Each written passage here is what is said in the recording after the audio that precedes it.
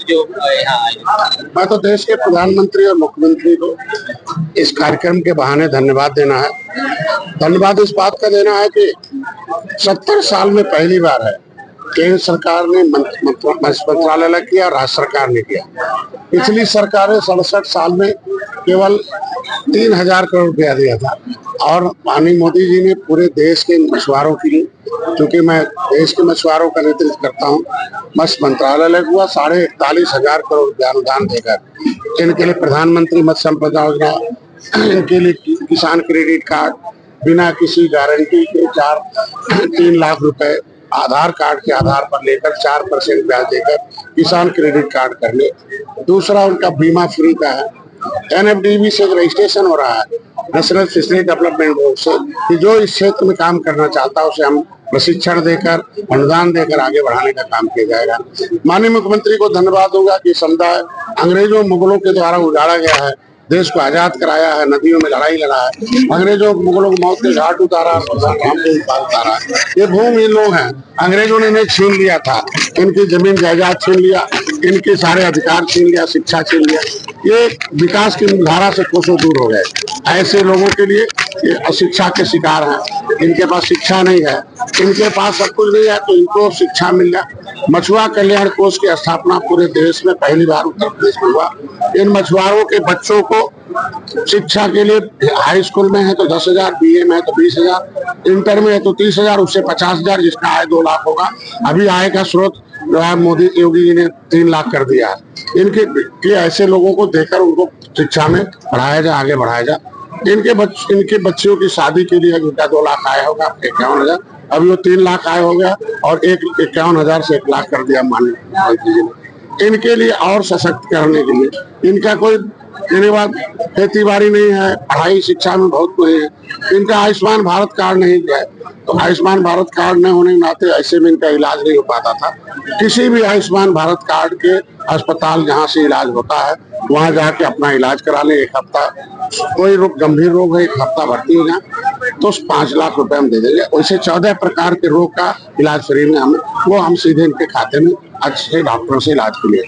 मुख्यमंत्री संपदा योजना में पहले पट्टे धारक केवल पट्टा लेते थे और वो बेचारे केवल सरकार को पैसा देते थे। अभी 3,20,000 होने दे रहा है, मतलब अनुदान दे रहा है। निषाद राज योजना, इसके लिए महिलाओं के सशक्तिकरण के लिए खेद है।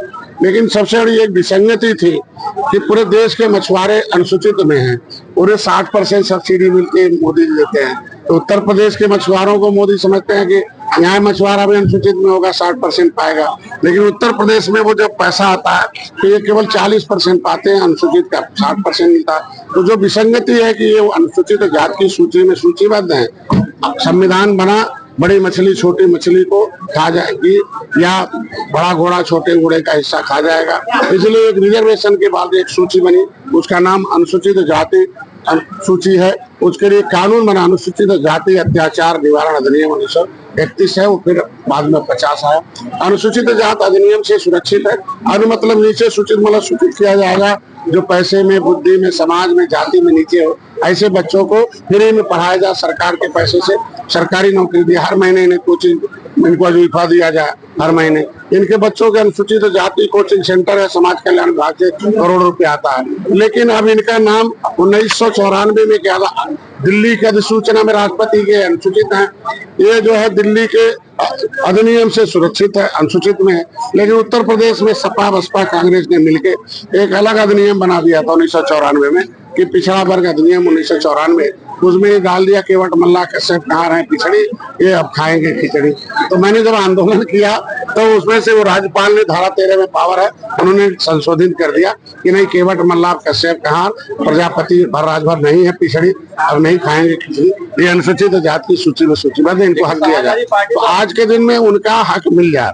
जो जनगणना के लिए मैं आंदोलन कर रहा था 7 जून 2015, जब निषाद पार्टी आई तो एक ही है कि संविधान में मिला हक मिलना चाहिए। 1961 में जनगणना हमारी अनुसूचित में हुई थी। मैं 70 लाख था, हमारे नाम को पिछड़ी में डाल के हमारा घटा के 7,000 कर दिया। मोदी को धन्यवाद, जनगणना के लिए तैयार हो गए।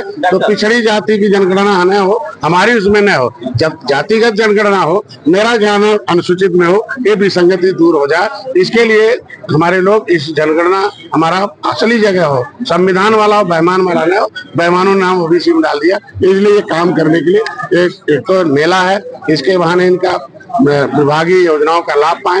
अधिकारी कर्मचारी सब लगे हैं कि इनको जो पट्टेधारक को पट्टा दिया जाए, हर योजना का लाभ बताया जाए, कैसे फार्म भरा जाए, भ्रष्टाचार दूर, मोबाइल से भर लेना है, मोबाइल में टाइप करें चिकित्सा सहायता, मत्स्य विभाग उत्तर प्रदेश चिकित्सा सहायता, मत्स्य विभाग शिक्षा सहायता, मत्स्य विभाग वैवाहिक सहायता, टाइप कर देंगे, ऑटोमेटिक फार्म भर दें। उसको जटिल नहीं किया गया। इनका सुझाव मांगा गया है कि अगर उसमें कोई कठिनाई हमें बता दो, उसे हम दूर कर देते हैं। लेकिन समाजवादी पार्टी तो कहती है कि आप जात के नाम पे अपने वर्ग को गुमराह करते हैं, काम कुछ नहीं होता है। अरे वो सही काम कुछ किए हो तो वही बता दे। डॉक्टर संजय के पास कुछ है ही नहीं तो हम क्या गुमराह करेंगे? हम तो राह दिखाने वाले आदमी हैं। जब कांसीराम ने राह दिखाया दलितों को कि भैया संविधान में अनुसूचित जाति में सूचीबद्ध हो, आप जो है 23% आरक्षण है उसमें ले लो, तुम्हारा बेटा पढ़ लिख कर हीरो होगा, और इधर रहोगे दूसरे का उठाओगे झंडा, तब तक खाओगे डंडा, और पीठ पर बजेगा डंडा, बनोगे अंधा, लूट कर चलता रहेगा धंधा। तो उन लोगों ने फेंक दिया कांग्रेस का झंडा, उठा लिया अपना डंडा और झंडा, अब नहीं बन रहा अंधा, अब नहीं खा रहे डंडा। तो वही डॉक्टर संजय बताने आए हैं कि जब तक निषाद उठाएगा इन बेईमानों का झंडा, तब तक खाएंगे पीठ पर डंडा, चलता रहेगा लूट का धंधा, ये बनते रहेंगे। इसीलिए कह रहा हूँ आज उठाओ अपना डंडा, इसमें लगाओ जय नहीं। एक मिनट मेरी बात सुनिए, मैंने कह रहा हूँ एक डंडा लो, जय निषाद राज का उसमें डंडा, उसमें जय निषाद राज का झंडा। अब नहीं निषाद खाएगा पीठ पर डंडा, अब बंद कराएगा इन बेईमानों का धंधा। अगर सपा थी, सपा अपने समय में निषादों को एक सिपाही भर्ती किया हो, एक लेखपाल भर्ती किया हो, सेक्रेटरी भर्ती किया हो, चपरासी भर्ती किया हो, किसी अधिकारी कर्मचारी। जब सामाजिक न्याय समिति कहती है कि 27